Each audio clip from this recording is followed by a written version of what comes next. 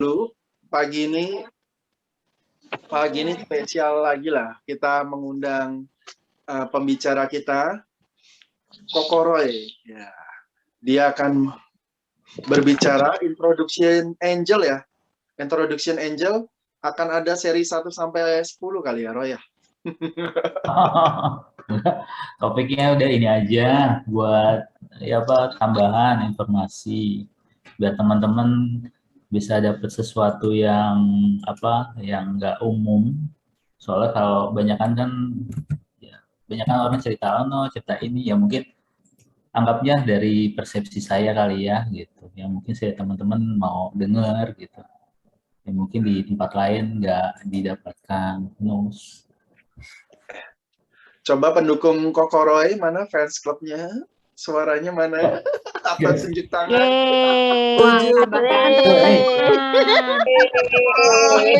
Banyak. Aduh, ini jadi saya Pak Indra aja nih topik ini kan. Nggak bosen lah. Ya, silakan. Oke, ya sekedar sharing aja. Jadi tambahan yang kemarin. Oh ya, namaste semuanya.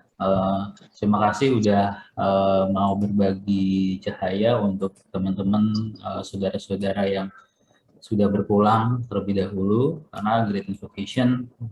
Ya semoga juga bibit ini jadi buat teman-teman juga semuanya dan buat mereka juga supaya diberikan jalan yang terang juga.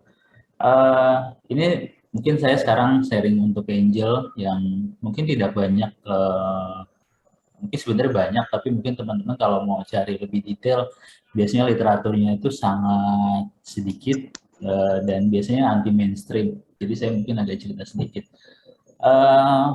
Mungkin ada beberapa yang mungkin sebelumnya sih buat acknowledge bahwa semua literatur ini kebanyakan diambilnya dari beberapa bagian dari teman-teman yang pranic healing, khususnya kalau mengikuti Master Nona Castro, dia adalah salah satu master prana yang mendalami pengetahuan tentang malaikat.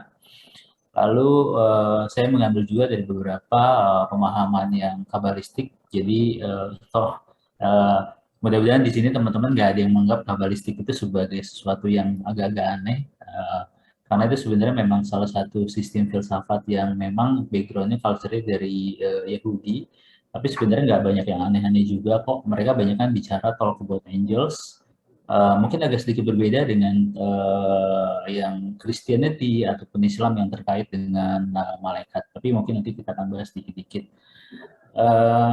Lalu di spotlight.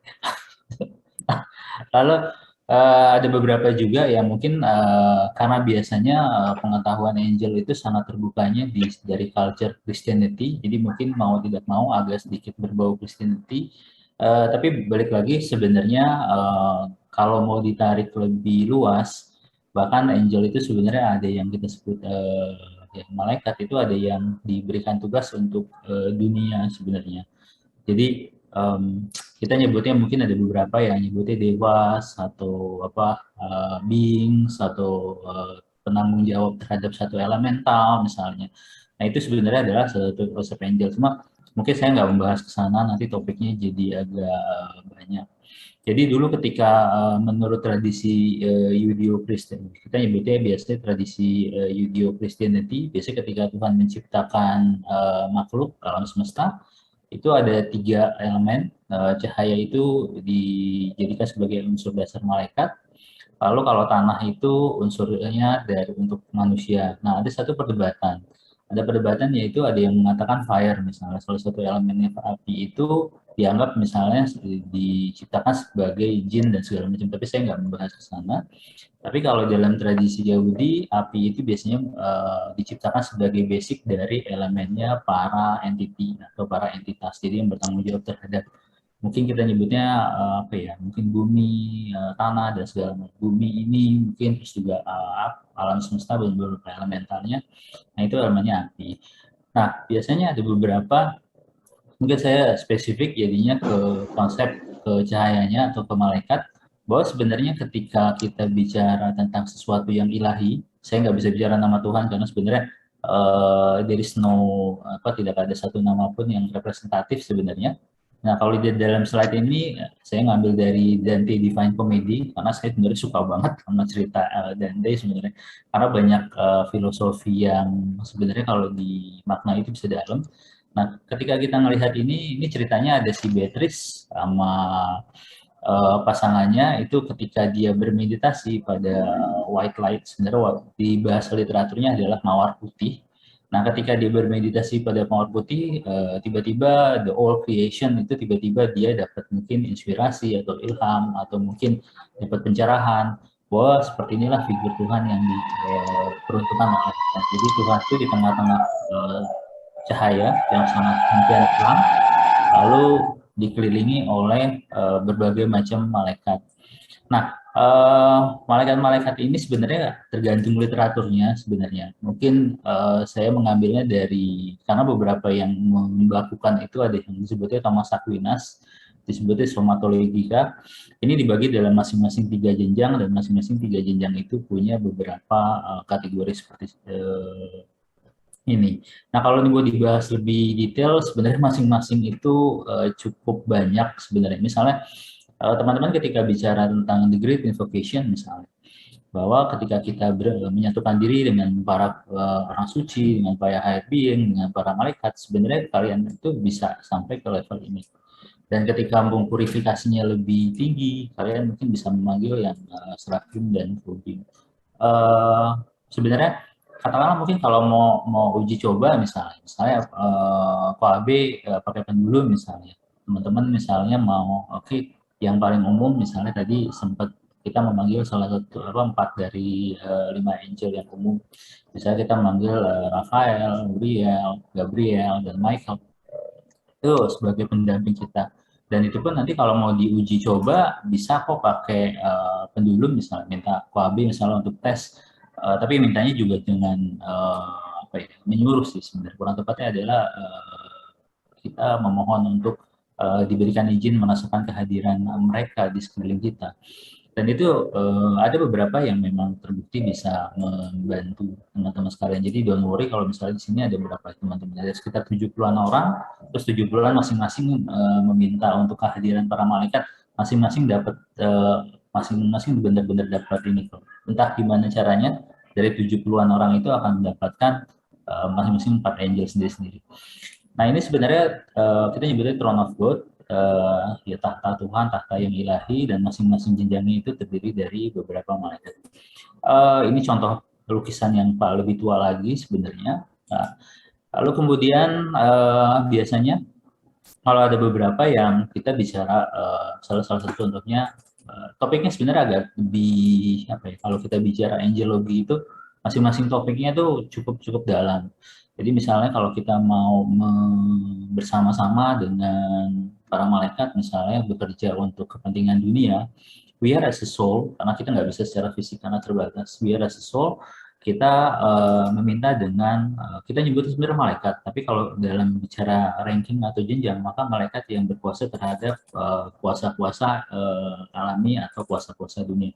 Jadi misalnya, mungkin ambil contoh misalnya bahwa mungkin agak sedikit persepsinya agak sedikit aneh, mungkin nggak semua orang atau teman-teman nggak semuanya tahu. Misalnya kita tahu bahwa ada kejadian-kejadian yang sangat katastrofik, misalnya bahwa volcano ataupun misalnya biasanya glacier nurun atau pemanasan global, itu ada beberapa malaikat-malaikat yang in charge di sana. Jadi memang para pekerja-pekerja sahaya ini bertanggung jawab terhadap beberapa aspek di dunia. Jadi benar kalau misalnya ternyata kita berdoa untuk meminta keselamatan, kita minta sama Tuhan, jelas the one the only, tapi kita juga meminta untuk dikirimkan bala bantuan oleh mereka. Makanya kalau misalnya yang teman-teman yang backgroundnya Kristen atau Yahudi ataupun Katolik, itu ketika bicara tentang kudus-kudus itu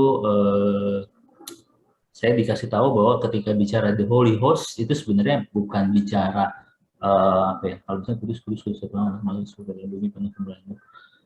itu ketika kita bicara the Holy Host itu sebenarnya Tuhan itu punya bala tentara. Jadi host itu sebenarnya bukan cuma sekedar ya udah dia punya ini, tapi sebenarnya kalau kita bicara di sisi army itu dia punya pasukan sedemikian banyak. Makanya kita minta mereka untuk mengirimkan bala bantuan untuk ya, kalau kita mengalami kesulitan. Jadi sangat direkomendasikan tadi kayak seperti tadi bahwa ketika kita berdoa apapun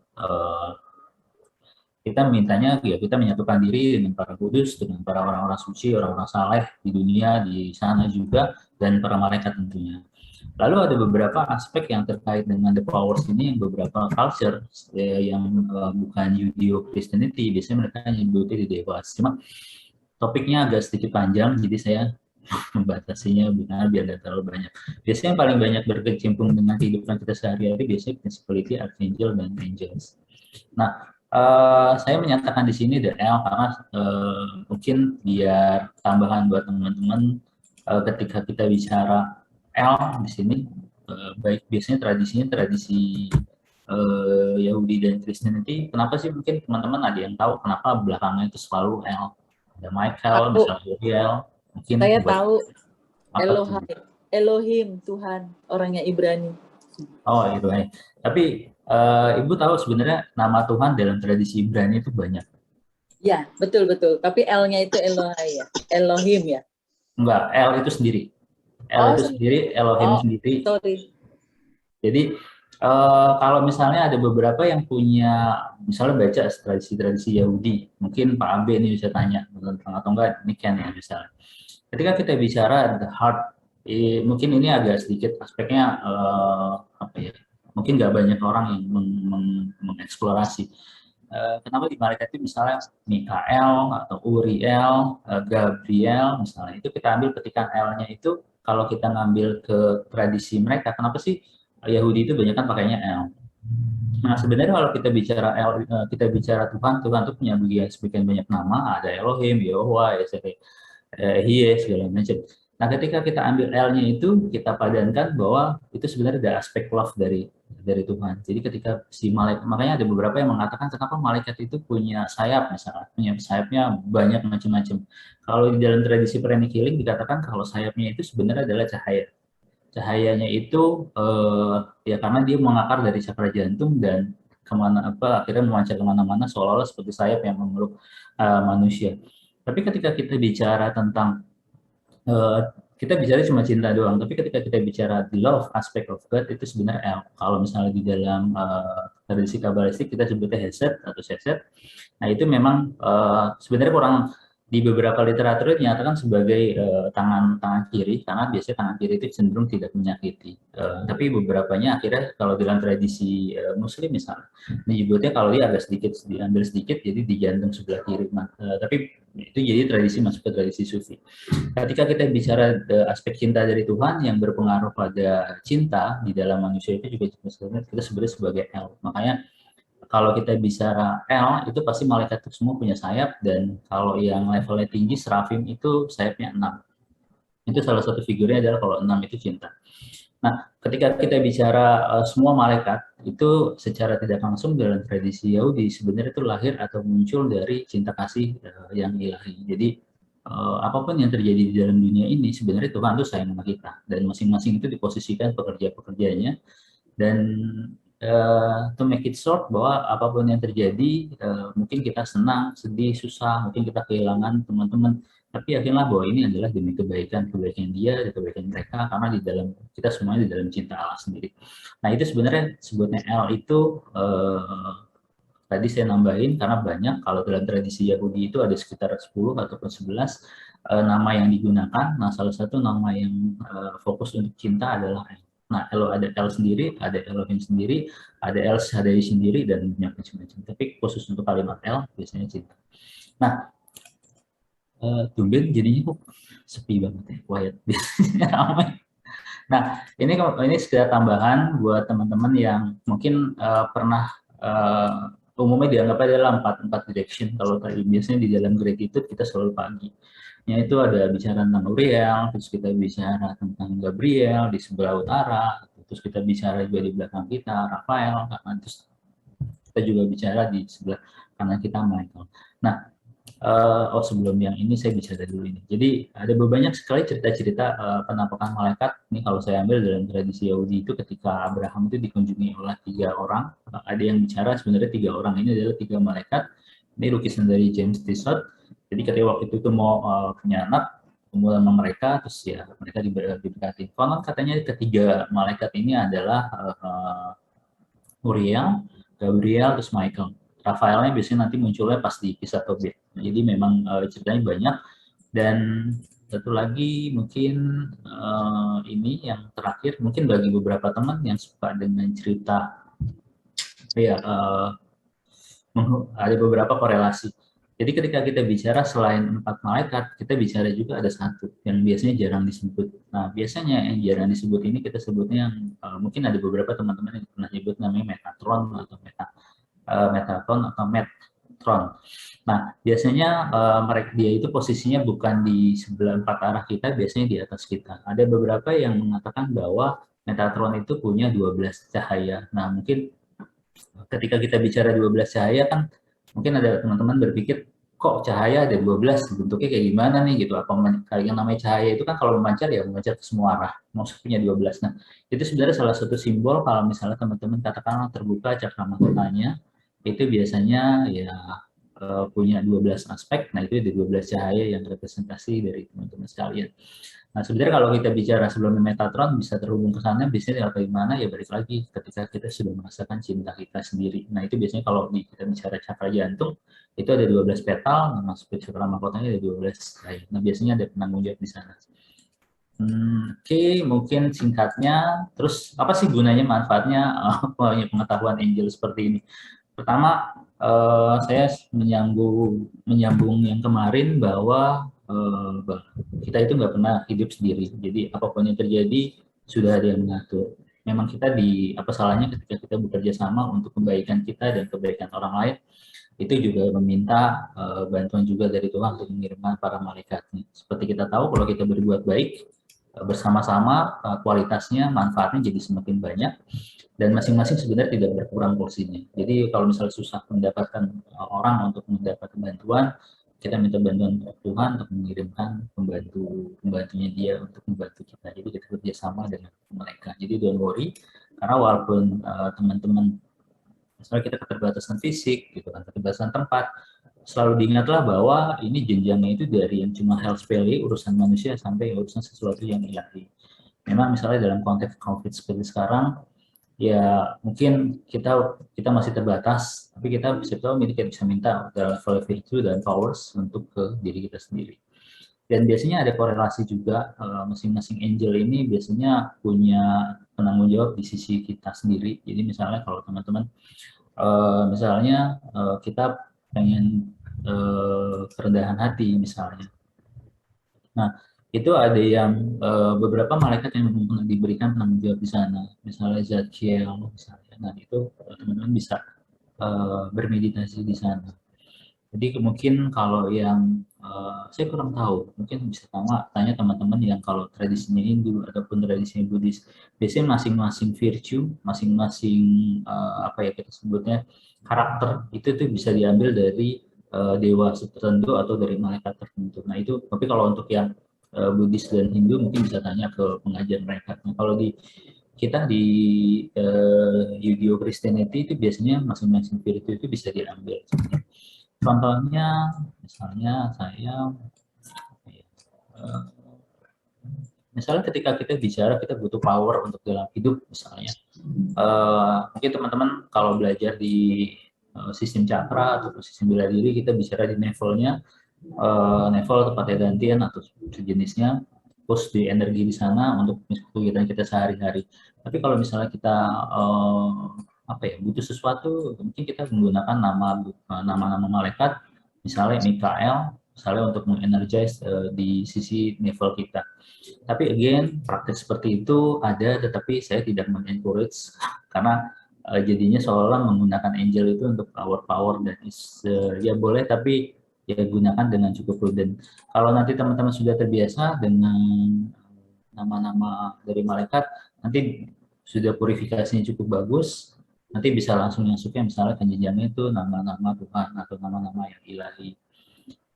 Cuma ketika menggunakan nama-nama ini, ya tolong dengan respect dan dengan hormat. Mungkin untuk sementara itu topiknya nggak banyak saya, jadi ntar kalau banyak lah jadi ngerebet kemana-mana. Mungkin ada pertanyaan, kalau enggak nanti sudahan.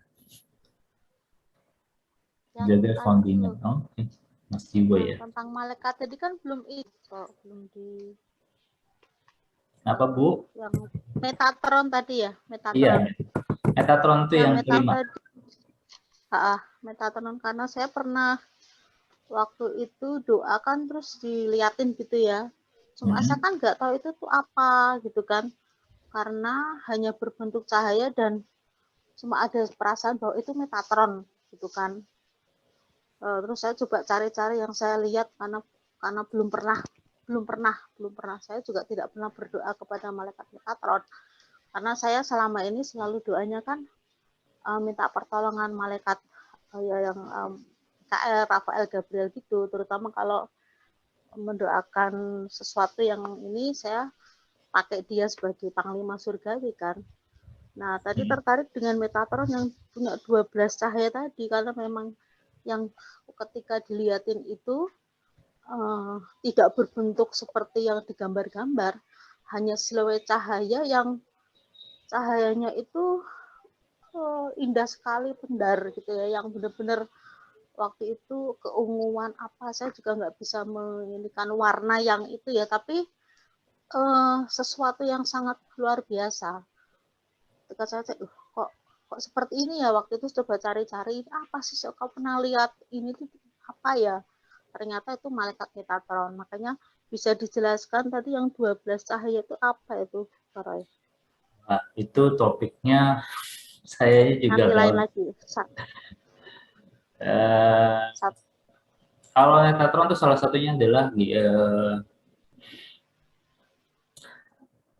dia sebenarnya mirip dengan kayak solar angel, Bu. Jadi sebenarnya ketika kita bicara tentang diri kita sendiri, itu sebenarnya dia itu seperti melihat diri kita. Jadi seperti soul kita.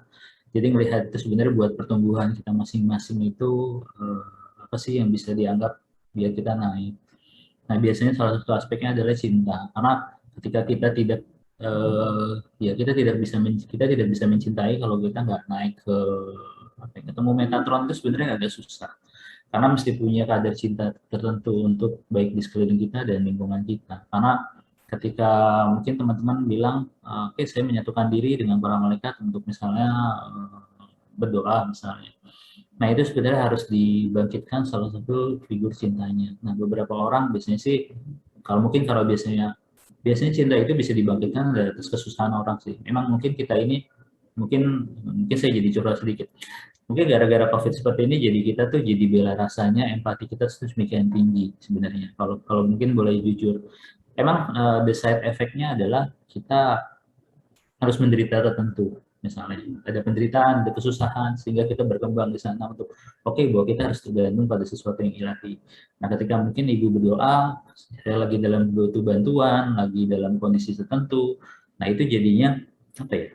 Tiba-tiba bantuannya itu muncul dengan sendirinya. Tapi kalau saya sih mungkin cuma bisa menyarankan ibu untuk menggalinya lebih lanjut. Jadi ya sering-sering berdoa bersama. Saya nggak bilang berdoa kepada ya, tapi berdoa bersama para malaikat untuk minta bimbingan yang lebih tinggi. Karena mungkin banyak sekali mungkin ibu lagi dikembangkan perasaan tercinta ilahinya sama lingkungan, sama ya sekeliling. Iya sih, waktu itu memang lagi kan banyak mendoakan seperti apa ya, mendoakan jiwa-jiwa itu kan, jadi kok banyak banget gitu kan, jadi bener-bener Kadang-kadang yang ada yang terlihatnya. diketik dalam sisi doa gitu, terus sudah selesai mendoakan semuanya, dan waktu itu memang sisinya sebenarnya tidak saya sendiri tidak dalam kondisi yang untuk doakan saya gitu kan, karena ada beberapa teman yang juga mereka yang lagi kesusahan sekali gitu ya, baik dalam relasi rumah tangga, dalam usaha yang bangkrut, komunikasi dengan keluarga juga nggak bagus, terus waktu itu pokoknya saya benar-benar merasakan penderitaan dunia ya waktu itu ya. Jadi September kemarin lah, apa ya, pokoknya tahun kemarin itu. Jadi saya karena nggak tahu itu apa, memang saya doa, jadi tidak berniat untuk melihat malaikat, tidak tidak kan hanya berdoa aja sesuai ini, saya kan yang jiwa-jiwa itu secara Katolik aja, jadi yang mendoakan mereka semua, tapi diliatin makanya ini apa, dan memang sampai sekarang saya belum ketemu dengan maksudnya dengan orang yang bisa menerangkan malaikat Metatron ini secara ini ya mudah dipahami. Saya coba cari-cari di ini juga kok nggak, kurang paham. Saya coba cari yang di Kabalah itu juga saya agak kurang memahami kalau misalnya seperti kalau menerangkan atau orang yang menerangkan, oh ini loh ini mungkin karena bahasanya terlalu ilmiah itu loh kok. Jadi secara gampangnya apa gitu. Kalau Ibu Wel, tapi tahu konsep empat malaikat utama, empat malaikat apa kita sebutnya malaikat utama atau angels? Malaikat utama tuh yang Mikael, Rafael, Gabriel itu. Yang biasanya kan kalau kita tuh selalu tiga, kita sebutnya Michael, terus kita menyebutnya Rafael, terus kita sebutnya adalah Gabriel, terus di depan kita Uriel. Uriel juga nggak banyak orang yang mengetahui. Terus juga ketika ada lagi yang disebutnya Metatron itu juga nggak banyak yang mengetahui karena biasanya Uriel itu apa ya nggak, karena orang ada beberapa rancu mengenai konsep cahaya. Padahal Uriel itu sebenarnya ya kita seolah-olah melihat umur matahari terbit. Sebenarnya ketika ibu sudah sadar dari empat aspek tersebut, maka ibu akan ditunjukkan bahwa semuanya itu akan bergerak dengan masing-masing posisinya. Misalnya, oke saya sadar kalau ini di depan saya itu adalah sesuatu yang ilahi, di mana saya harus menuju, ya udah berarti memang saya menuju terang. Kemudian saya tidak ada rasa kekhawatiran bahwa sebenarnya di sebelah kanan saya itu ada Tuhan yang selalu mendampingi saya. Terus di sebelah kiri itu juga dia akan selalu menginformasikan apapun yang saya mau. Dan terus kemudian ada Rafael yang selalu di belakang saya nonton. Kalau misalnya Ibu memahami tentang konsep Judeo Christianity, bahwa empat arah itu misalnya contohnya ketika kita bicara tentang Tobit, misalnya Tobit itu adalah salah satu yang dikunjungi oleh Rafael. Dia akan selalu membimbing Ibu kemanapun Ibu mau, pergi ke sana, pergi ke sini gitu kan. Nah itu Rafael. Ketika kita bicara Michael itu apapun yang terjadi itu Tuhan itu akan selalu melindungi kita. Makanya kalau di legendanya tentang Abraham atau Ibrahim itu ada tiga orang yang mengunjungi dia, yang membantu dia. Jadi kalau setelah itu ibu itu nggak punya rasa kekhawatiran, terus ibu tahu arahnya ibu mau kemana, itu biasanya baru akan dibukakan Metatron, di mana itu ya kita mengembangkan aspek cinta dulu, kemudian baru nanti menuju ke cahaya ilahi sendiri. Itu sebenarnya memang kalau orang nyebut bilang aja cakra mahkota, tapi saya nggak bisa nanti rancu dengan beberapa orang menyebutnya, oh itu ada yang disebutnya Metatron itu cakra mahkota karena dia ada punya 12 kelopak ataukah mungkin as a soul, tapi sebenarnya as a soul itu apa ya, kita bisa direpresentasikan banyak. Kemudian kalau kita bicara tentang the soul punya 12 cahaya, itu nanti ada yang mengatakan 12 itu adalah zodiak dari pergerakan yang ada di sini. Saya nggak bicara topik ke sana, nanti jadinya complicated. Iya, saya memang maaf, saya kalau konsep utama secara ini saya memang kurang paham kok. Yang selama ini saya pakai dulu-dulunya ya, itu saya cuma pakai malaikat Mikael karena sehubungan dengan yang sering saya ini ya, misalnya ketika lagi turun legion itu saya tuh bisa membedakan dengan jelas, saya tuh bisa membedakan ini petir biasa atau ini turun legion. Jadi biasanya nanti akan ada sesuatu yang, dan itu sangat sangat menyakitkan. Jadi saya selalu berdoa minta malaikat Mikael untuk berperang. Dia menolong saya karena saya percaya dia malaikat panglima surgawi ya. Jadi waktu saya pakai malaikat Mikael itu karena itu bertahun-tahun jadi karena kurang tahu bahwa itu gift. Mungkin saya karena ya banyak kurang bertemu banyak orang atau belum dipertemukan ya. Jadi selalu ketika itu turun, saya nggak bisa ngapa-ngapain karena saya nggak mungkin bercerita dengan orang yang paham. Itu. Terus kesini seperti di Bing, saya pakai ya kalau Uriel tuh barusan ketika kita ada di grade ini, oh ternyata Uriel, jadi saya pakai. Saya memang selalu berdoa minta malaikat Mikael, Rafael, Gabriel bersama malaikat pelindung itu berjalan di depan, di belakang, dan kanan kiriku. Keluargaku juga. Sekarang ada Uriel, saya pakai itu. Jadi ketika waktu saya dilihatin Metatron itu, saya sudah pakai apa? belum pakai urea. Tapi saya juga tidak menyebut mentator karena saya kurang paham itu. Tapi bahwa hati saya lebih tenang ketika mendengar itu. Saya tahu sudah tidak seperti dulu yang ketakutan, yang nggak ngerti harus ngapain, hanya bisa duduk diam, tutup telinga juga nggak bisa karena Tuhan ini sebelah mana lagi? Kalau misalnya ada dengar dia turun ke barat itu sebelah mana lagi? Jadi kayak orang stres, saya tuh aduh di sebelah sana tuh pasti seperti ini, entah ada penyakit atau ada bencana alam atau apa gitu. Nah sekarang setelah apa sering ini grade apa bersama-sama ikut gratitude MPP, saya lebih tenang. Jadi ketika ada itu saya sudah saya doanya tuh sudah nggak kayak dulu lagi hanya ketakutan. Michael tolong saya, Michael ini saya nggak ngerti, tutup telinga saya, tutup telinga saya nggak mau dengar. Saya tidak melihat penampakan tapi bahwa itu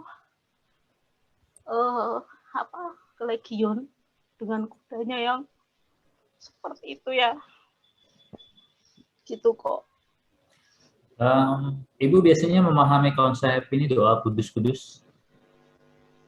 Saya hanya memahami malaikat Mikael aja. Terus waktu saya ketemu dengan pastor yang di Matesi itu, siapa itu Pak Bertoni tahu itu, saya disuruh doa ke Rafael juga untuk berdevosi kepada dia. Kalau devosi ke Rafael memang biasanya saya ya tahu kalau minta dia sebagai malaikat yang malaikat penyembuh gitu kan.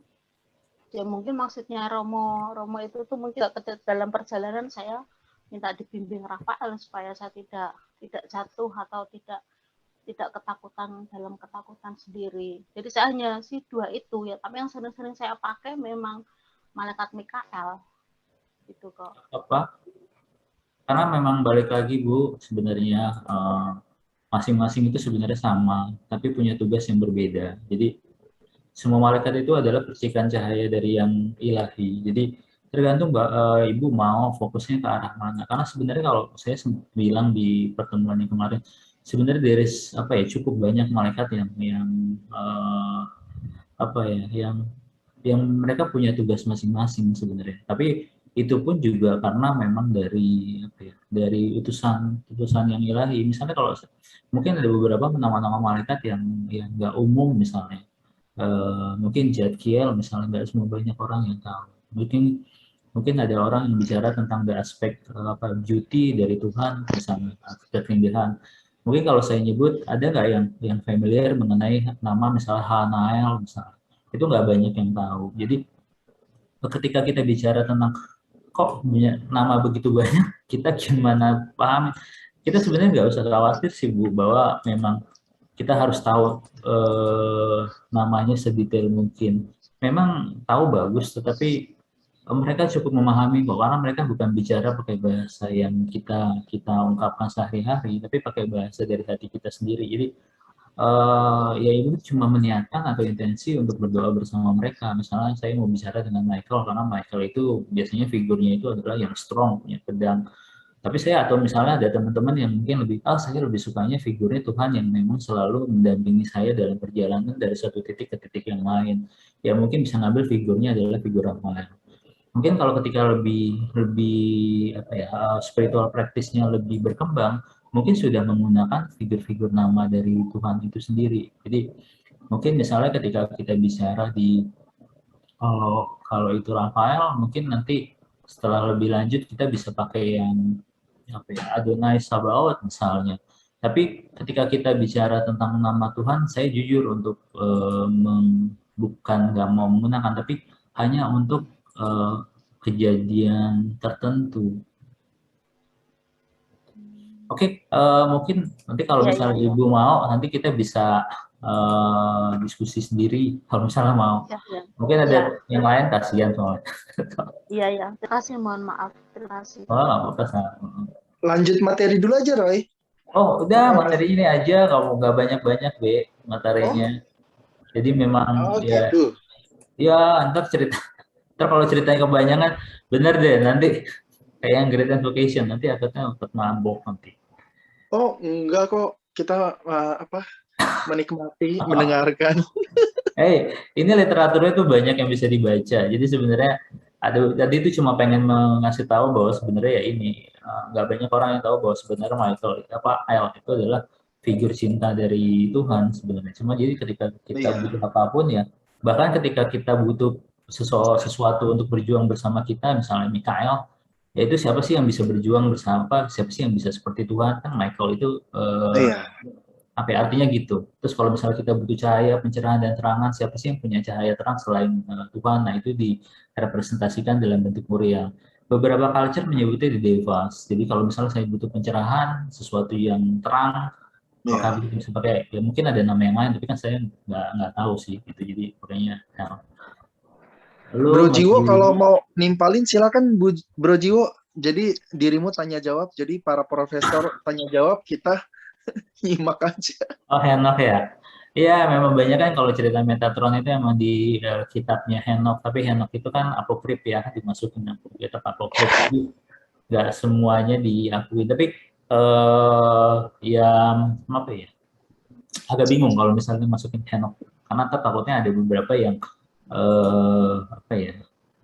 Yang kan ini di luar pakem ya, jiwa. Kalau yang ascendant dia jadi malaikat Metatron, iya. Tapi saya masih bertanya-tanya sebenarnya Metatron itu sebagai title atau memang personifikasi.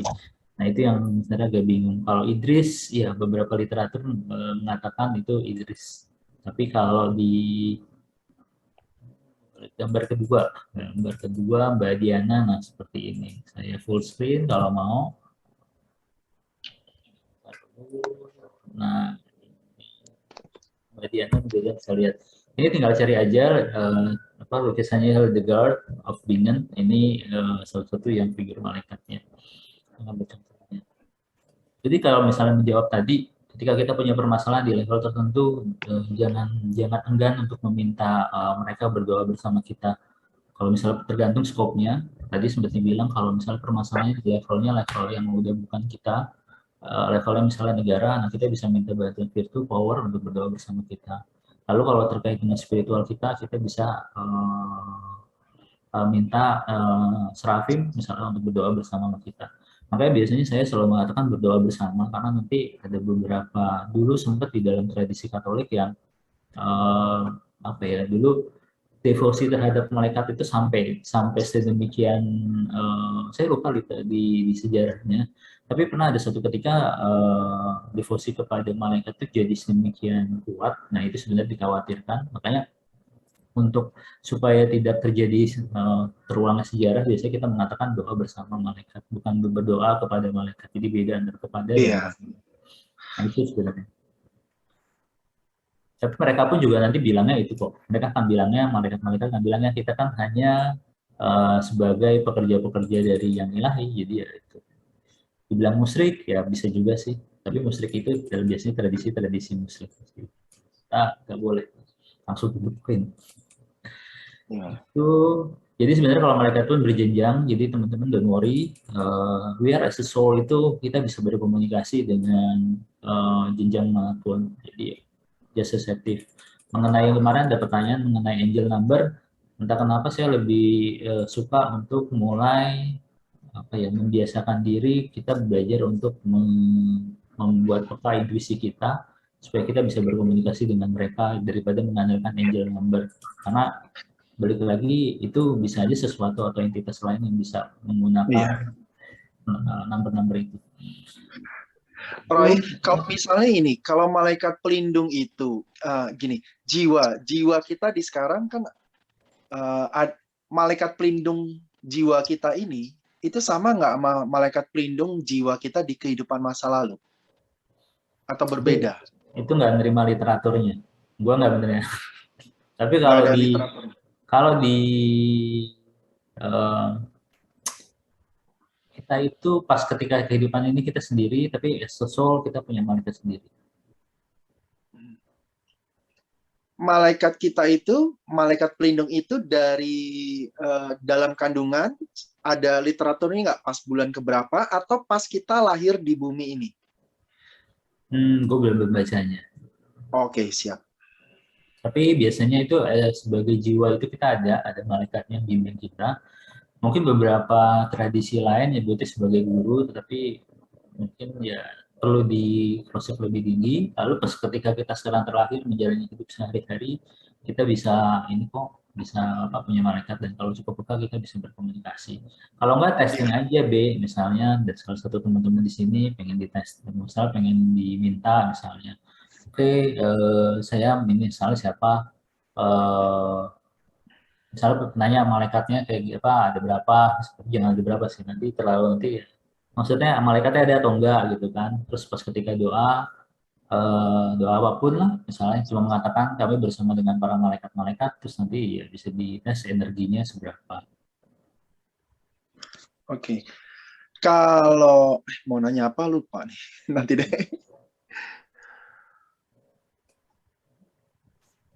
Siap. Silakan ya. Pagi Pak Roy. Iya, pagi. Iya, ini sama Sali. Ya. Kemarin juga sebetulnya aku sempat nanya ya sama Koabe apa waktu nge-WA itu ya, maksudnya nama-nama malaikat yang selalu diucapkan pada saat gratitude. Nah, cuman tadi aku menyimak sedikit, maksudnya apa malaikat yang memang melindungi kita itu untuk kita masing-masing itu sama atau berbeda? Berbeda biasanya. Karena perkembangan jiwa orang masing-masing berbeda.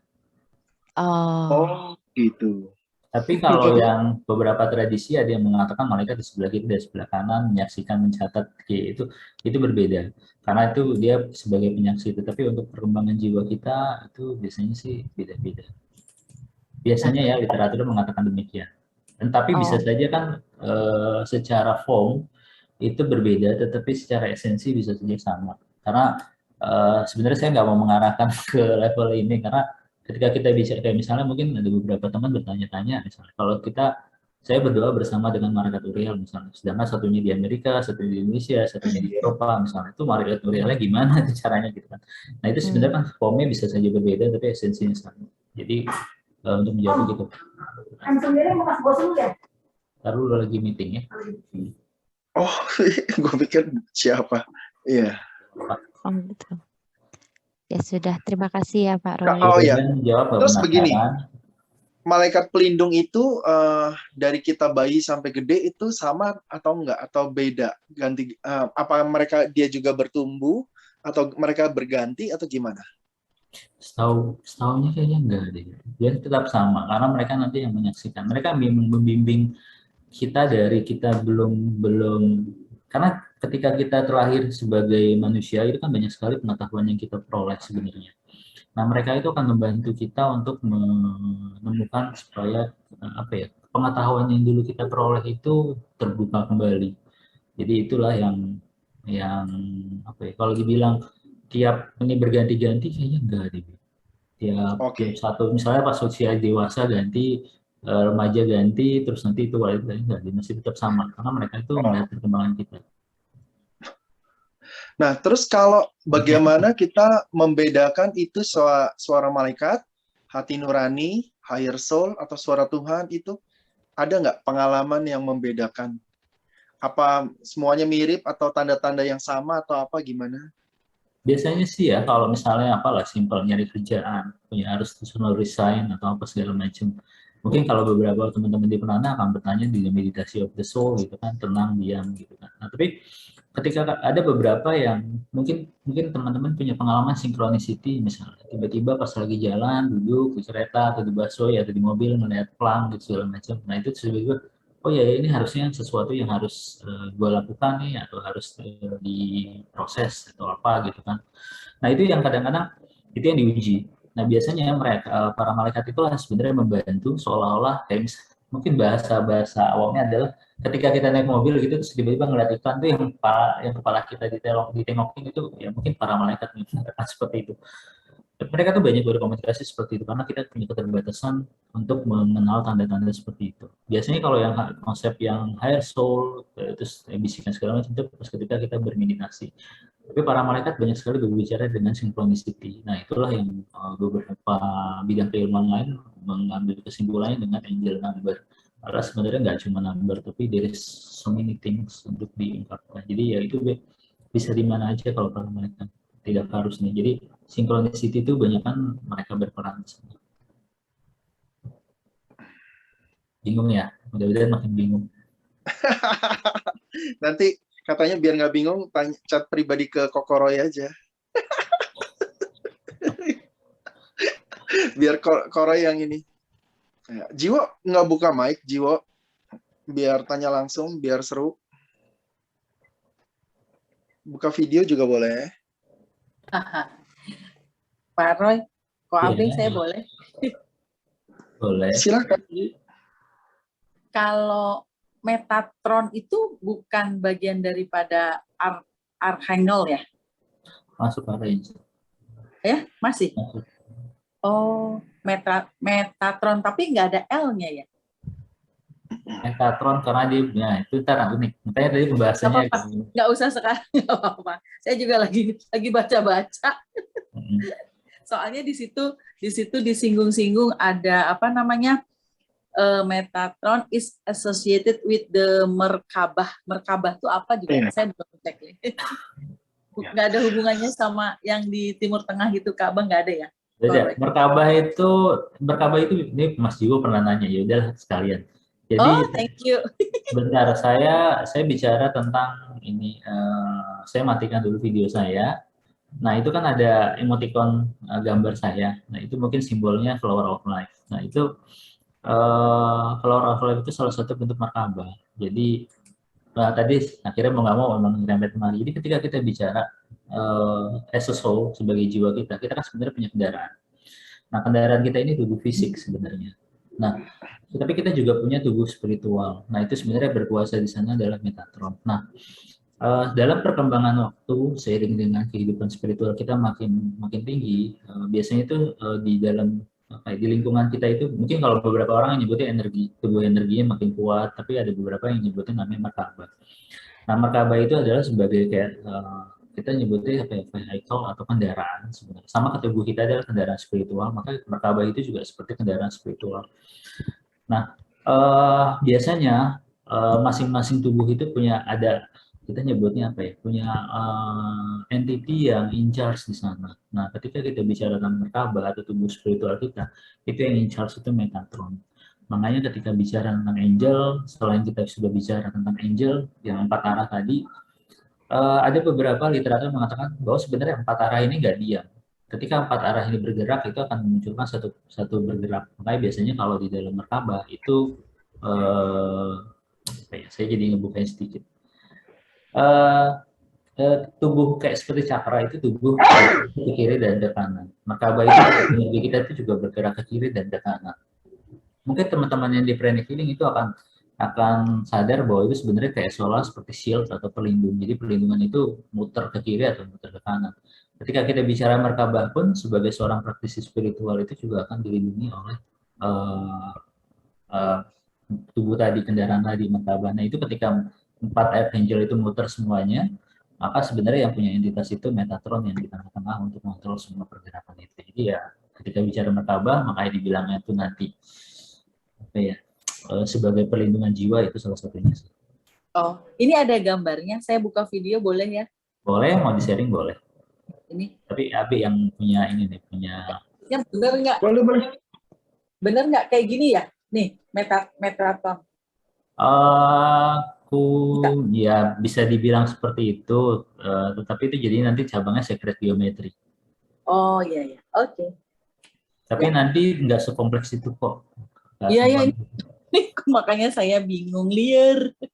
Karena itu karena ketika kita bicara secret geometry, memang ada beberapa ya orang-orang terilhami untuk membuat secret geometry untuk ya biar mudah berkomunikasi dengan the higher higher level atau higher being. Tapi balik lagi secret geometry itu jangan terlalu fokusin ke sana. Enggak sih. Perkembangan jiwanya. Iya, itu Metatron Cube ya atau Flower of Life tadi. Iya. Gitu. Kalau Flower of Cube itu kalau Flower of Life itu biasanya ke feminim aspeknya. Kalau yang Metatron tuh the male aspeknya. Jadi itu biasanya kalau kalau curve itu, kalau misalnya curve itu kan female, kalau yang straight itu biasanya male. Itu biasanya cabang-cabang secret geometry. Biasanya itu secret geometry itu untuk biasanya untuk berkomunikasi dengan angel tertentu atau bahkan kita mau mengambil energi dari mereka ke dalam dipadatkan dalam bentuk entitas fisik. Tapi nanti topiknya ke secret geometry. Tapi kalau ibu mau cari cabang aja atau pelajari tentang secret geometry. Tapi biasanya sih secret geometry itu nggak berhubungan langsung dengan angel, walaupun ada beberapa yang mengkorelasikannya, tapi biasanya nggak terlalu banyak di sana.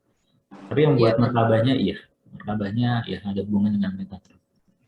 Iya, ada satu lagi Pak Roy, itu dari buku yang saya lihat-lihat itu ada Metatron yang nggak ada L-nya ya Pak Roy. Yang nggak ada L-nya tuh 2, Metatron tadi sama sandal phone. Lucu ya? Sandal phone. Lucu ya.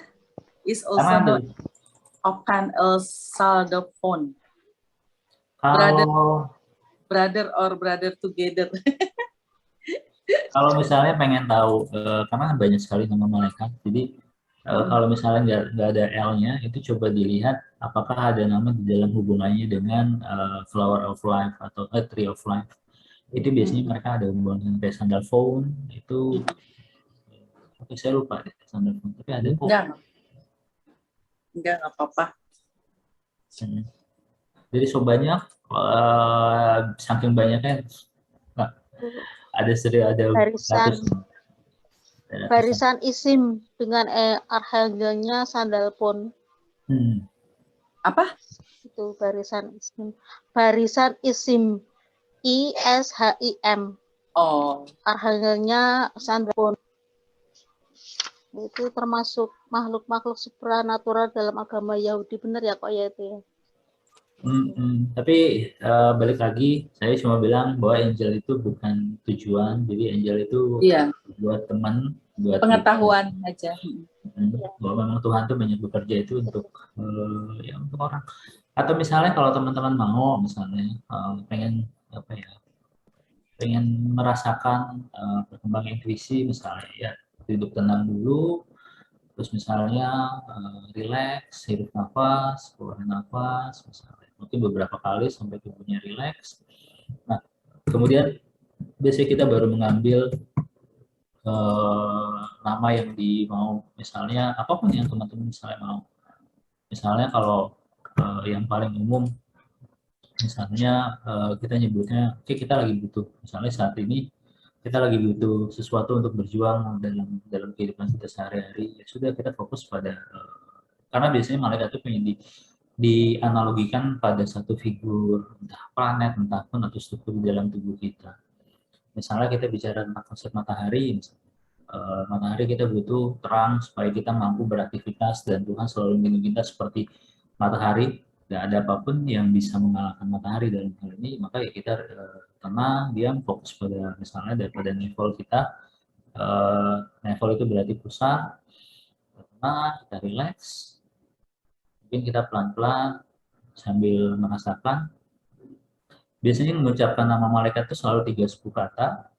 Jadi ucapannya mungkin pelan-pelan. Nah, itu berlaku juga untuk yang lain. Jadi mungkin nanti kalau teman-teman gratitude, next time-nya mungkin bisa fokus pada pengucapannya. Jadi misalnya sekarang kita fokus pada pushar, terus kita figurkan figur matahari. Matahari cahayanya cukup terang. Kita relax, hirup nafas, keluarin nafas, keluarkan. Kalau memang pengen merasakan, coba dipraktekkan aja. Kalau tidak, ya nggak apa-apa buat sekedar tahu. Oke, relax, hirup,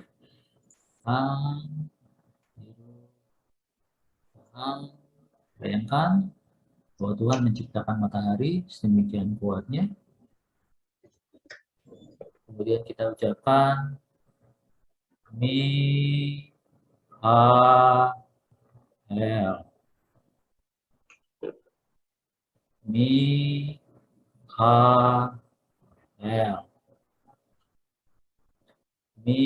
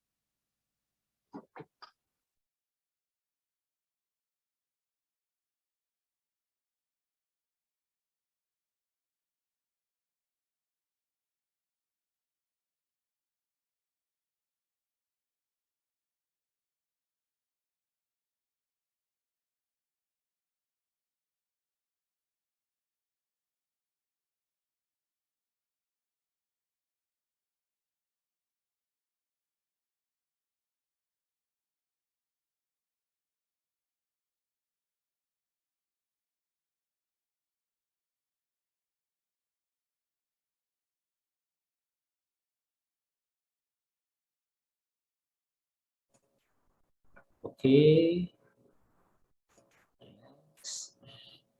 Tadi ada yang keputus, kayaknya kurang sesuatu pemanasan sebenarnya buat teman-teman. Tadi oke, mungkin ada punya perasaan sesuatu atau something.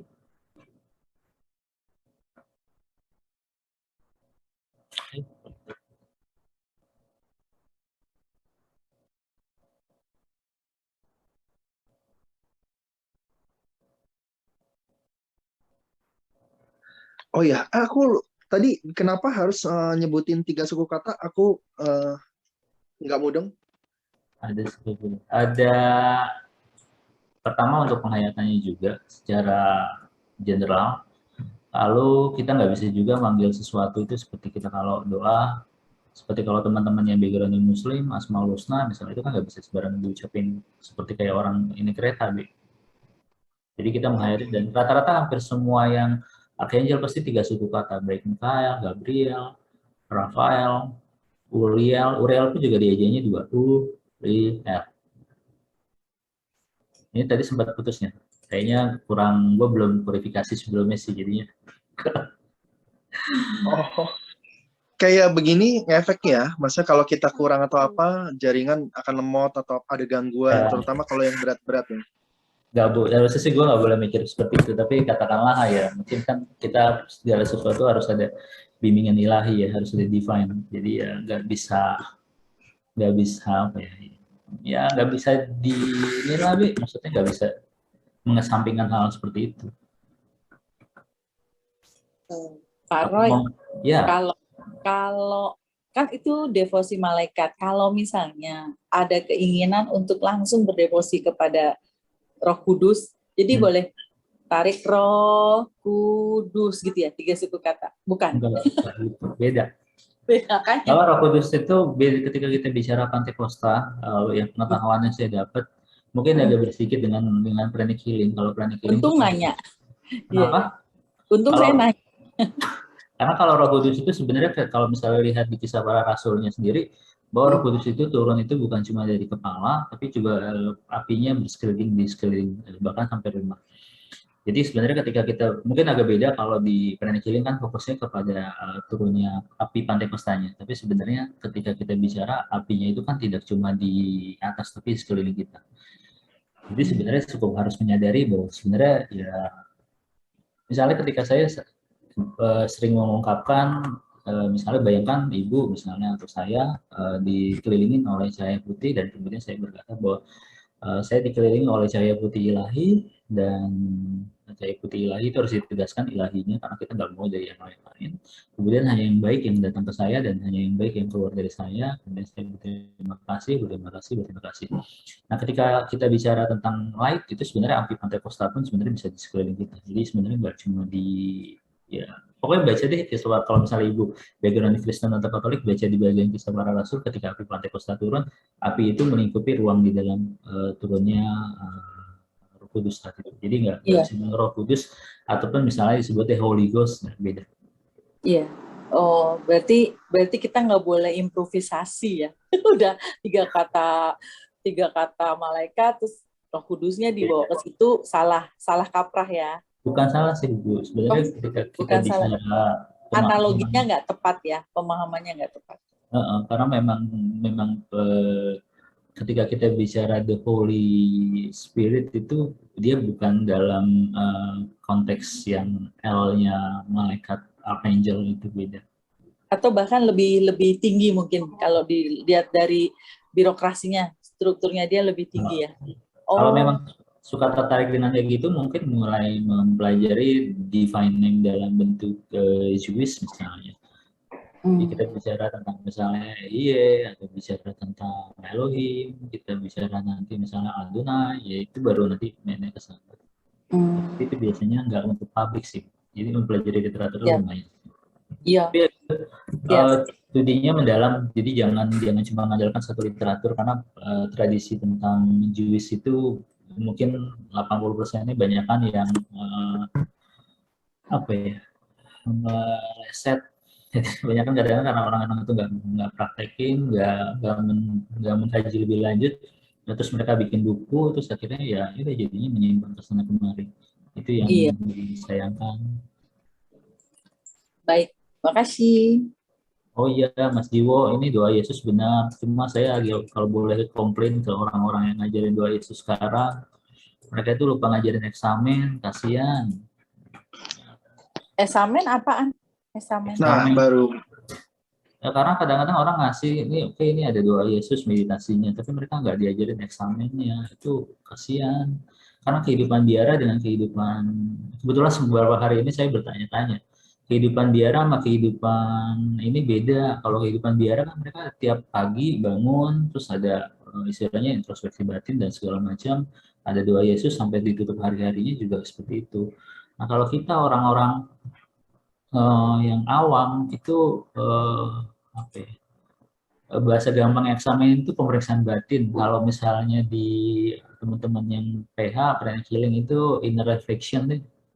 Itu kan harusnya sih ketika eksamen itu dia review satu hari atau mungkin kemarin hari dia ngerjainnya apa saja, apa yang baik, apa yang buruk. Kalau misalnya yang Kenapa? buruk, Iya, kenapa dibilang kasihan? Roy. Kurang mendalam gitu loh ya pemahamannya. kalau orang PH pasti kan ngerti konsep purifikasi. Kenapa harus purifikasi? Oke. Karena kalau misalnya kita menyebutkan begitu, energinya kan gede. Akhirnya mempercepat yang jelek juga. Kayak begitu.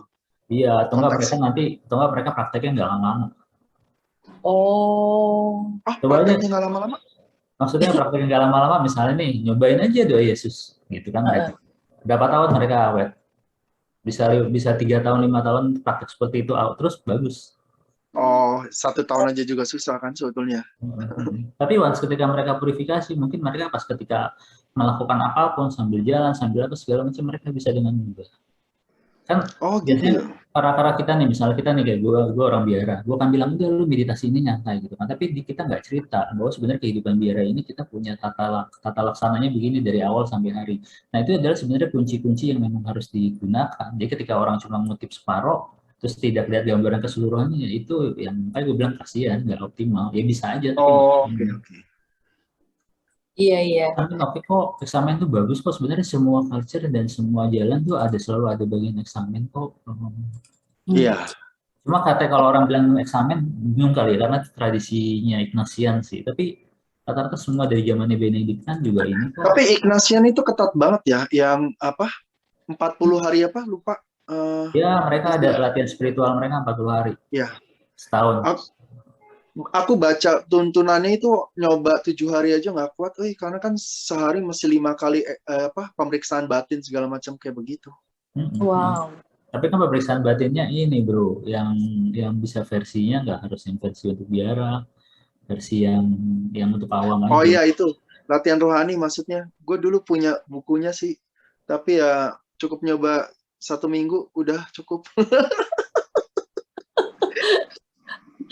Nggak kuat. Bu Eko aja tuh nanti. Bu Eko udah nggak ada, nggak boleh diomongin. Ya, ini retretnya iya sama bener sih, masih retret yang latihan rohani Santo Ignatius. Ya sama aja lah kalau misalnya teman-teman latihan retret 7 hari Vipassana misalnya, itu kan lumayan menantang. Dirimu pernah yang Vipassana 7 hari, Roy? 7 hari enggak. Masalahnya nggak bisa ini nyari waktu 7 hari itu agak susah. Kemarin ini waktu ke ashram itu pas lagi ini kerjaan lagi bener kosong. Lagi nggak kerja lah istilahnya. Kadang-kadang butuh waktu. Nggak kerja lagi aja biar bisa 7 hari. Wow. Tunggu dia dari ini. Pak Roy, saya pernah dengar ada sharing yang tadi Roh Kudus ya, katakanlah doa Yesus. Mungkin pemahaman saya salah karena saya sendiri nggak tahu. Sama nggak analoginya dengan orang itu sudah membangun jalan, tapi sebetulnya kebaikan-kebaikan yang dia lakukan tuh nggak banyak gitu. Analoginya kayak gitu. Jadi dia langsung berdevosi sama yang tinggi seperti tadi ya Roh Kudus. Dia akhirnya kan mendapat seperti aliran spiritualnya besar, tapi dia tidak melakukan hal-hal yang baik. Maksudnya dia tidak melakukan hal baiknya itu dengan banyak sehingga nggak seimbang gitu. Analoginya sama nggak? Beda? Bisa, tetapi mungkin saya pendekatannya beda karena Bu Rini mungkin background Oh. banyak di Judeo Christianity. Ingat Seven Deadly Sin nggak? Nggak tahu, malah bukan nggak inget, nggak tahu. Yang kalau misalnya kita nyebutnya misalnya tujuh dosa utama, misalnya ada yang salah satunya pride, misalnya terus ada gluttony, ada apa ya, pride itu serakah, terus ada yang takut, terus tamak dan segala macamnya. Itu ada kok, tinggal cari Seven Deadly Sin. Iya, nanti saya cari. Itu biasanya itu kalau orang sudah mendalami itu biasanya nanti harus terfokus pada pembersihan di sana. Mungkin kalau nanti biasanya komparasinya itu tujuh dosa itu dengan 7 kebajikan. Mirip deh kalau misalnya teman-teman yang di PH itu ada 5 virtue, nah ini ada 7 dosa tapi ada juga 7 virtue. Nah itu yang dilatih sebenarnya. Jadi ketika kita bicara tentang pemeriksaan batin, sebenarnya kan kita di cross check bahwa sebenarnya apakah kita ada hal-hal yang terkait dengan 7 dosa ini sebenarnya. Apakah kita tamak di hari itu, apakah kita serakah, atau misalnya kita sombong, atau misalnya ada kesombongan spiritual misalnya. Nah itu yang disarankan di sana. Kalau misalnya mungkin belum cukup bisa juga. Tapi biasanya semakin tinggi kita dinaikin, semakin tinggi juga cobaannya. Jadi jatuhnya kalau jatuh berasa juga sih sebenarnya. Enggak, sebenarnya saya ini sharing-sharing ini juga takut karena takut ini sebenarnya. Iya. Takut cobaannya malah. Iya, karena selama ini sampai seusia saya begini, saya hanya tahu yang the Ten Commandment aja ya, yang 10 yang dilarang, yang the Ten Commandment lah. Background saya Kristen. Pada saat saya katekisasi di gereja yang umur 17 itu, pada saat boleh menerima perjamuan kudus itu, nggak sedetil ini juga gitu kan. Maksudnya dari 10 itu mungkin yang pokoknya menjadi 7, bisa seperti itu kan ya Pak Roy ya? Beda. Oh beda lagi. 10 perintah Allah dengan 7 itu beda. Karena 10 perintah Allah itu memang ya itu mereka kan sebenarnya 5 untuk Tuhan, 5 itu untuk manusia. Tapi yang 7 dosa pokok ini untuk latihan spiritual masing-masing orang. Ya untuk sebenarnya mencegah jangan fokus pada 7 itu pokok, tapi yang 7 kebajikan juga. Itu nanti arahnya ke alkemi kok, nanti self alkemi. Jadi gimana caranya biar nanti kita itu menjadikan diri kita itu murni seperti emas. Itu sebenarnya analoginya gitu. Cuma memang saya sendiri kesulitan untuk mencari ini literatur terkait ini. Jadi bagaimana sih setiap manusia itu dilatih untuk jadi emas, sebenarnya ditempa jadi emas. Nah itu salah satu penempaannya itu untuk 7 dosa dan 7 kebajikan. Itu nanti jadinya self alkemi. Itu sebenarnya kunci di abad pertengahan kenapa muncul gerakan spiritual alkemi itu sebenarnya di situ, menjadikan dirinya itu murni seperti emas. Ya itu sih, tapi balik lagi kalau misalnya tadi saya sempat menyinggung bahwa ada virtue. Nah kalau misalnya ada butuh malaikat yang kita sebutnya di dalam jenjangnya virtue, nah kita bisa minta bantuan mereka untuk membantu kita fokus pada kebajikan tertentu supaya nanti nggak ke arah dosa sana. Itu sih sebenarnya, tapi nanti bisa lebih lanjut deh. Saya ada pertanyaan lagi, takutnya nanti topiknya ngerembet, saya udah masukin ke topik. Itu yang 7 dosa pokok aku udah ini singkatannya Bongki Bulgelimama itu dari retret mengatasi kelemahan dulu dari Ngadi Reso itu kalau ngapalin pakai singkatannya itu sombong, kikir cabul, gelojoh, iri, malas, dan marah. Oh itu ya singkatannya. Bongki Bulgelimama. Oh itu Mas Jiwo malah lupa. Saya tuh masih ingat-ingat hari ini gitu. Yang tadi yang Abe kan nanya kalau malaikat pelindung itu bisa nggak dari kehidupan yang lampau. Nah kalau di tradisi Hindu atau Buddha itu kita sih nggak nyebutnya malaikat pelindungnya, tetapi biasa kita sebut sebagai Istadewata atau dewa atau Buddha yang menjadi pengayom atau pelindung kita. Nah Istadewata ini bisa kita tetap melindungi kita dari kehidupan yang sebelumnya sampai kehidupan yang berikutnya. Dan biasanya Istadewatanya ini tetap sama gitu. Tetap misalnya dulunya dia itu dewa pelindungnya itu Shiva misalnya. Terus di kehidupan berikutnya pasti dia akan diingetin untuk tetap bergantung sama Shiva begitu. Entah dengan peristiwa tertentu. Soalnya ada cerita satu Rinpoche itu dulu Istadewatanya itu Tara. Terus kemudian di kehidupan yang sekarang dia nggak berdevosi lagi sama Tara. Suatu ketika dia sakit berat, sakit tapi nggak sembuh-sembuh. Gitu. Akhirnya dia suatu waktu dia mimpi ketemu Tara, kemudian dibilang, kenapa kamu nggak pernah berdoa lagi sama saya? Karena di kehidupan sebelumnya kamu itu adalah ini apa istilahnya itu kamu itu istadewatanya itu saya Tara. Akhirnya dia ganti devosi dan akhirnya dia sembuh karena dia sebetulnya pelindungnya itu Tara. Jadi kalau di konsep yang Hindu Buddha sih bukan malaikat tapi dianggap sebagai istadewata atau dewa atau Buddha yang menjadi pelindung dia dan itu bisa dari kehidupan sebelumnya.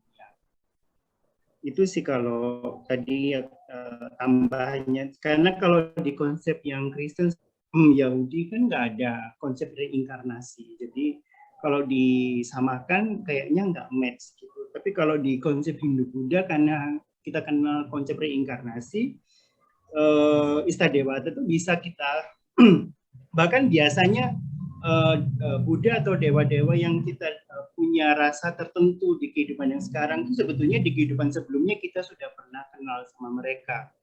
Jadi masih ada koneksi karma dengan mereka. Itu sih. Cakep, Mas Jiwo. Mas Jiwo mau dong sharing yang tadi 7 dosa besar sudah saya rekam. Yang 7 kebajikannya mau dong, siapa yang punya? Itu nanti bisa di-sharing atau bisa dicari kali di Google. Aku dulu yang pernah ingat itu 7 kerahiman Kristiani. Jadi 7 kerahiman Kristiani itu yang disebutkan Yesus di Injil Matius. Pada saat aku lapar, engkau memberiku aku makan. Pada saat aku haus, engkau memberiku minum. Pada saat aku telanjang, engkau memberiku pakaian. Pada saat aku sakit, engkau mengunjungi aku. Pada saat aku di penjara, engkau melawat aku. Itu apa namanya 7 kerahiman Kristiani. Terus ditambah lagi mengajar orang yang tidak mengerti, kemudian mendoakan orang yang hidup dan mati, dan menguburkan orang yang sudah meninggal. Itu ada tambahannya juga 7 kerahiman Kristiani. Siap. Tapi kalau yang 7 kebajikan itu sih aku nggak tahu ya. Yang aku ingat itu yang aku pernah baca di ensiklopedi Gereja Katolik sih. 7 kebajikan biasanya lawannya dari 7 dosa. Oh, lawannya. Kenapa? Itu lawannya. Iya, kalau yang 7 kebajikan itu mungkin lawannya dari Bong Kibul Gelimama ini. Jadi sombong ya rendah hati, kikir rendah hati, dermawan, cabul berarti ya rakus ya berarti ugahari, iri hati berarti yang itu ikut berbahagia, malas berarti rajin, marah ya berarti sabar gitu aja. Iya. Siap. Thank you. Hari ini berkah sekali. Pertanyaan yang lain mungkin yang mau di-sharing gitu. Saya sengaja yang Metatron. Yang Metatron itu dulu aku pernah join sama grup spiritual yang kayaknya mereka divosinya ke malaikat Metatron. Jadi waktu minta inisiasinya itu minta inisiasi ke malaikat ini. Jadi dibilang nanti info ke Metatron begitu. Tapi sih aku nggak ada pengalaman spesifik gimana gitu. Cuma kayak ada lihat kayak nggak tahu kayak sinar atau apa begitu. Dan kan kalau di gambar-gambar biasanya mereka Metatron itu gambarnya kan kayak manusia kan, jenggotan kayak Yesus gitu, gambar bajunya ungu gitu. Karena katanya Metatron itu dulunya manusia. Katanya begitu. Tapi aku sih nggak begitu. Iya. Mendalam. Kalau malaikat itu kalau misalnya yang dari Brother Jiwo bilang malaikat inisiasi. Itu karena tradisinya tradisi Buddhis atau apa ya, atau gimana? Roy juga boleh nanggapin apa inisiasi gitu di malaikat itu perlu atau enggak? Atau Jiwo dulu berarti nerangin. Kenapa kok malaikat inisiasi? Apakah gimana atau apa? Ya.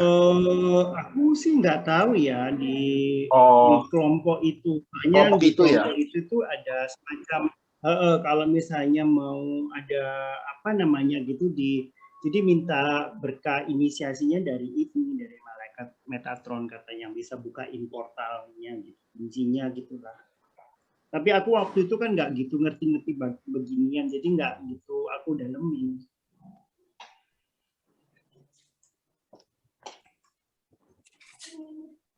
Ya, Kokoroy mau nanggapin? Kalau untuk Metatron mungkin beda kali persepsinya. Kalau di Angel ini kan fokusnya buat teman kita ketika berdoa. Jadi kalau konsep inisiasi ya nggak paham juga sih konsep inisiasi karena biasanya kita daripada minta kan kalau inisiasi berarti ada orang yang lebih tinggi dari kita, terus kita minta mereka untuk doing something lah kayak kalau misalnya wisuda kan dibuka ininya gitu. Terus kalau misalnya Reiki channelnya dibuka. Nah kalau kalau ini nggak ini sih mungkin kita berbeda. Kalau kalau saya sih mungkin lebih nyaranin ya udah kami bersama dengan malaikat Metatron untuk mungkin memuja Tuhan dan segala macam. Jadi bukan meminta inisiasi tapi mengajak mereka untuk berdoa. Eh, ya agak sedikit unik sih kalau kita bicara tentang Metatron itu sebenarnya ada hubungannya dengan soul kita sebenarnya kalau dalam beberapa tradisi Yahudi makanya Mas Iwo bilang ini sebenarnya bukannya dulu ada beberapa yang mengatakan dia itu manusia tapi ya memang tapi literatur yang membahas itu termasuk yang apokrif jadi saya nggak berani membahas lebih detail karena nanti ujung-ujungnya itu bisa bicara reinkarnasi sebelumnya misalnya ada beberapa yang bertanya misalnya kalau kalau kita bicara konsep reinkarnasi Henok itu setelah lahir gitu maksudnya setelah dia diangkat itu apakah dia terlahir kembali atau tidak ada beberapa literatur mengatakan dia kembali tapi saya nggak ngomong nanti dia tuh jadi di dulu habis dari Henok terus kemudian jadi apa itu nanti bisa rame karena itu termasuk cabangnya apokrif sebenarnya jadi kalau Mas Iwo bilang ada beberapa yang apa Kristenan itu reinkarnasi sebenarnya ada beberapa yang percaya ada yang enggak. Jadi kalau kita bicara di dalam tradisi Essence, misalnya Esseni, itu ada beberapa yang meyakini bahwa ada reinkarnasi di sana. Tapi setelah masuk ke modern, mungkin setelah Romawi mungkin jadi tidak ada dan akhirnya diteruskan sampai ke Muslim juga percaya reinkarnasi.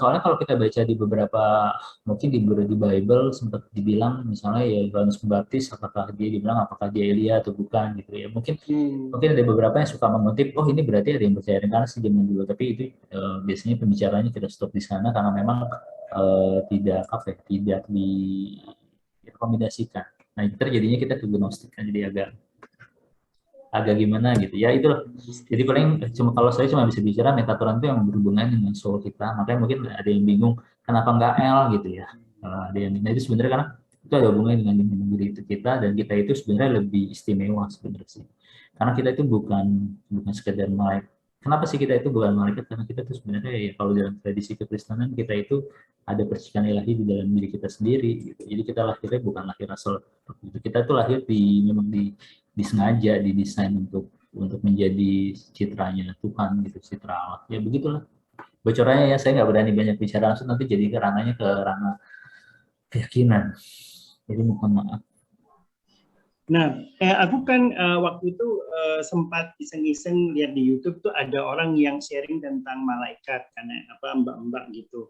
Dia bilang bahwa malaikat kelompok yang malaikat tadi yang kayak principalities, virtues dan sebagainya itu mereka juga punya pasukan kecil. Jadi kayak misalnya malaikat yang khusus melindungi raja atau pemimpin negara, misalnya itu kayak yang principalities. Principalities itu katanya malaikat yang khusus mengayomi kepala negara, raja dan sebagainya. Yang pokoknya mereka yang bertanggung jawab untuk mengendalikan negara. Terus kemudian ada yang apa namanya dan mereka tuh katanya bukan kerja sendiri tapi setiap malaikat tuh punya pasukan sendiri juga. Jadi seperti archangel itu juga mereka punya anak buah gitu. Jadi bukan archangelnya sendiri yang turun tangan begitu. Katanya si dia sih begitu. Dan yang paling dekat dengan manusia memang archangel dan angels karena dia yang paling banyak membantu kita katanya begitu. Katanya si mbak ini juga katanya lagi istrinya tuh dia bilang dia ada pengalaman lah dengan angel. Menurutmu gimana? Emang benar mereka juga punya pasukan gitu. Jadi kalau misalnya kita info Archangel Michael gitu misalnya, tapi ada di bagian lain juga lagi pranic healing terus dia info Archangel Michael.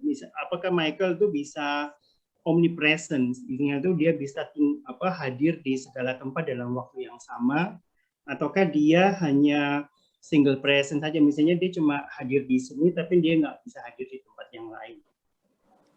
Kalau saya sih omnipresent masih Bu. Archangel, karena dia itu tidak dibatasi oleh form. Makanya saya sebenarnya pencitraan angel itu dalam bentuk figur manusia punya sayap, ya mungkin dibilang tepat itu ya juga kurang tepat, karena ketika kita buat dalam bentuk form itu jadinya seolah terbatas pada ya bentuk orangnya begini, wajahnya seperti ini. Tapi sebenarnya nggak, dia formless kok, mereka formless. Jadi mereka itu bisa omnipresent dimanapun berada.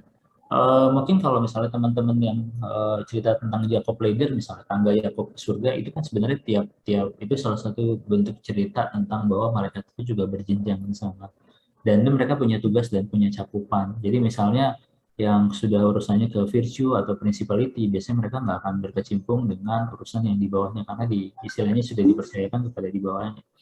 Tapi sebenarnya bukan berarti mereka tidak bisa bersinggungan, karena pasti kalau berhubungan dengan sesuatu yang makro, pasti yang mikro-mikro juga berhubungan. Jadi ketika kita bicara tentang, kita mau bicara universal misalnya, gimana supaya manusia ini, oke lah, pandemi kita harus ada pelajaran yang harus kita pelajarin. Jadi bukan cuma sebagai soul, sebagai jiwa, tapi soul sebagai negara, soul sebagai humanity, itu mereka harus belajar terhadap COVID. Dan mungkin kita bisa bersama-sama dengan Serafim, kita minta bantuan supaya kita pertumbuhannya bisa lebih cepat di sana, pertumbuhan spiritual kita, dan bisa naik ke yang lebih tinggi. Ya, why not? Tapi memang mungkin ada proses suffer dan segala macam. Ya.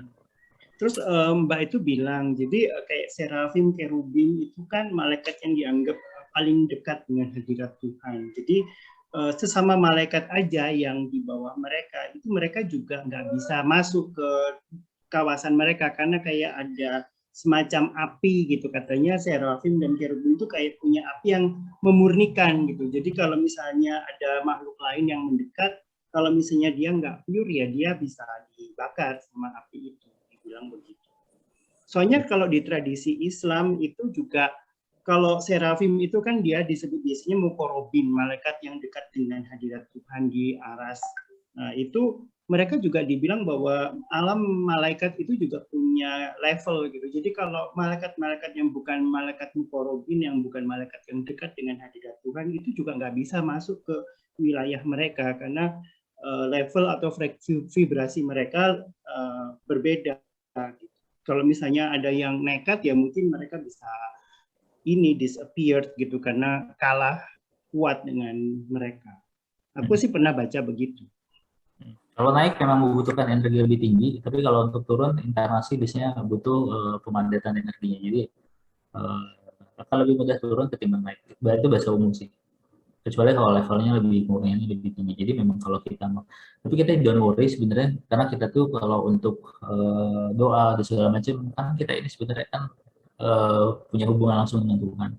Jadi kalaupun kita misalnya mau info atau kita minta Serafim untuk bersama-sama dengan kita, saya pikir nggak masalah sih. Mas Iwo kan di higher soul-nya kita, bahwa sebenarnya kita itu adalah yang sama-sama esensi dengan Tuhan sebenarnya. Jadi ya kita minta mereka juga untuk bantu. Ya kalau misalnya nanti intensinya misalnya ketika berdoa khusus untuk diri kita sendiri, ketika kita bicara kita bersama-sama dengan malaikat, ya mungkin kita langsung di dalam intensinya kita bicara angel dan archangels. Tapi ketika kita bicara tentang kita mau mendoakan negara, kita mau mendoakan humanity, intensinya ketika kita bicara kami bersama-sama malaikat, intensinya adalah malaikat yang virtue, principality ataupun dominions. Itu sih sebenarnya kenapa perlu punya pengetahuan tentang ranking, jadi kita bisa tahu intensi kita ketika bicara malaikat, kita nanti bersama-sama dengan malaikat mana untuk doing something good misalnya. Dan don't worry kok kalau misalnya kita bersama-sama dengan mereka doing something good, bibit baiknya malah di kita malah berkali lipat, karena ya istilahnya 2 pangkat 2 lah kita dengan malaikat, tapi malaikat itu kan ngasihnya semua ke kita. Ya itu bahasa awamnya sih. Itu sih mengencourage teman-teman. Jadi selalu ya bersama-sama dengan pasukan Tuhan untuk membantu dunia menjadi lebih baik. Amin. Nah, itu closing ya, itu harusnya closing statement ya, Be ya. Oh, nggak apa-apa lah, santai aja. Ya udahlah itu. Lagi nanti. Koroy bendaharanya, kata-katanya. Pernah dengar nggak ini apa namanya divine pride? Jadi istilahnya itu kita tuh punya bukan istilahnya itu kayak kesombongan ilahi, tapi bukan kesombongan ya, dalam arti bahwa kita memakai wibawa kita gitu. Karena kan kalau di dalam doa yang di Prana itu kan I am the soul gitu, I am the divine. Istilahnya itu kan aku adalah makhluk ilahi juga gitu kan, istilahnya itu kita, karena kita itu sebetulnya kan percikan dari Tuhan atau percikan dari Brahman. Nah, kalau di tradisi Tantra Buddha kan biasanya kalau kita visualisasi diri sebagai istadewata tertentu kan kita memakai pride-nya dia bahwa saya saat ini sebagai ini, misalnya saya visualisasi sebagai Tara, jadi aku bisa apa namanya komen apa spirit atau apa gitu sebagai Tara gitu dalam latihan itu gitu. Bisa nggak kita begitu? Jadi kita bisa invoke sesuatu dengan menggunakan martabat kita. Kita kan punya derajat atau martabat yang tinggi kan, katanya tadi kamu bilang begitu kan tadi. Iya, itu kita hak. Kita hitungan kita punya hak karena kita tuh anak, istilahnya kalau dalam tradisi Kristen atau Yahudi kan kita ini anak Tuhan. Jadi kita sebenarnya bisa menggunakan propertiesnya Tuhan, ya termasuk para malaikat. Tapi ya tentu jangan di-abuse. Makanya mereka kadang-kadang suka dengan dark angel. Kemarin ada yang bilang dark angel udahlah. Waktunya untuk kepakai buat kita terlahir di dunia, waktunya sudah banyak pakai untuk PR-nya banyak gitu kan. Ngapain sih iseng-iseng buat yang dark gitu, udahlah. Buang capek, nanti kita salah nyasar balik lagi ya, repot. Udahlah yang baik-baik aja. Kita punya hak kok Mas Jiwo, kayak sama kayak tadi, cuma mungkin ini sebenarnya bahasanya sama tapi tujuannya sama tapi bahasa yang berbeda, jadi kita ya bahasanya beda tetapi sebetulnya makna atau hakikatnya sama. Jadi kita sambil nunggu sampai kita benar-benar jadi cukup murni, menyatu dengan yang Tuhan dan menggunakan berbagai macam ya kuasanya ya, untuk sementara kita secara spiritual saja dulu. Ya. Tapi sejauh ini kenapa belum ada ya yang bisa komen virus ini? Kisahnya itu sebagai kita kan punya martabat yang tinggi, tapi nggak satupun yang bisa gitu. Malah semakin banyak berdoa malah semakin parah di COVID-nya. Gimana? Karma ya bro ya, gitu nggak ya? Ya, kan kita secara jiwa masing-masing individu kita bertumbuh. Tapi kita juga nggak bisa lepas bahwa kita ini adalah orang Indonesia. Indonesia itu juga butuh bertumbuh. Terus selain orang Indonesia, kita adalah masyarakat bumi dan itu butuh bertumbuh. Jadi ya sebenarnya ya nggak apa-apa juga sih Mas Jiwo. Ada misalnya dari 200 juta manusia Indonesia, misalnya 10%-nya itu fokus pada spiritual, fokus pada sesuatu yang baik. Yang kita nggak tahu nanti, mungkin memang sekarang itu mereka harus berlalu. Ya, kita jangan pernah menyesali sih kalau memang orang-orang berlalu. Saya juga waktu pas dulu ditinggal orang tua gitu kan, kebetulan ibu saya itu, dulu itu repot. Tapi kita harus sadar juga kalau sebenarnya mungkin memang mereka waktunya sudah selesai dan mereka juga terbaik. Malah kalau kita buat berlama-lama malah kurang baik jadinya. Jadi memang segala sesuatu di dunia ini nggak abadi. Ya, tapi balik lagi secara humanity mungkin kita nggak abadi juga nih sekarang tubuh fisik kita. Tapi secara humanity, secara Indonesia itu kan juga mereka ada waktunya. Tapi sementara kita di dalam lingkungan manusia Indonesia, ya kita berusaha untuk menjadi yang lebih baik. Nah, Indonesia secara dunia ya juga harus lebih baik. Memang butuh PR, makanya tadi saya bilang PR-nya banyak. Tapi paling nggak kita menjadi orang baik aja tuh sudah cukup sih, tidak merepotkan yang lain. Jadi kalau COVID ini makin banyak, ya mungkin memang harus banyak yang dipelajarin sih dari orang Indonesia. Mungkin kita kadang-kadang melihat kiri kanan kita gitu ya. Paling kalau kita sakit, kita sedih, ya udah kita minta Tuhan mereka itu supaya diberikan tempat yang layak. Ya mungkin kalau butuh bimbingan, para malaikat membimbing mereka gitu. Tapi secara kita yang hidup kan punya tanggung jawab. Jadi mau nggak mau kita jangan pernah ngerepotin. Misalnya kalau sekarang disuruh pakai masker, ya udah pakai masker. Mungkin kadang-kadang ada teman-teman yang kadang-kadang, ya saya bukannya prihatin, tapi kadang-kadang mereka prihatinnya karena mereka anggap mereka tuh punya istilahnya sakti lah, punya belajar ini, belajar itu gitu kan. Tapi kan apa baiknya, oke kalau mereka sakti, tapi ya udah pakai masker lah gitu kan ya, untuk jadi yang lebih baik. Karena nanti kalau dicontoh sama orang yang tidak sakti gimana? Mereka jadi sakit. Ya gitu sih, tuh jadi sebagian komentar pribadi. Nggak boleh ini. Ditutup sekalian aja Bro yang secara resmi, nanti yang tidak resmi kita lanjut lagi.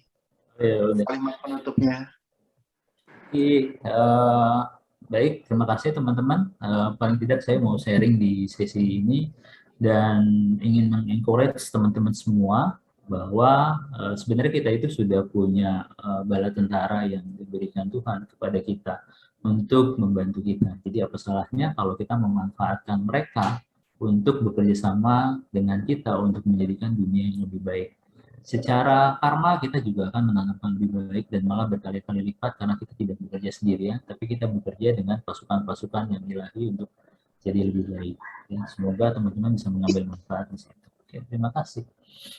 Terima kasih kembali. Terima kasih Brother Roy atas masukannya, atas sharingnya. Biarlah semuanya kembali lipat kepadamu. Iya.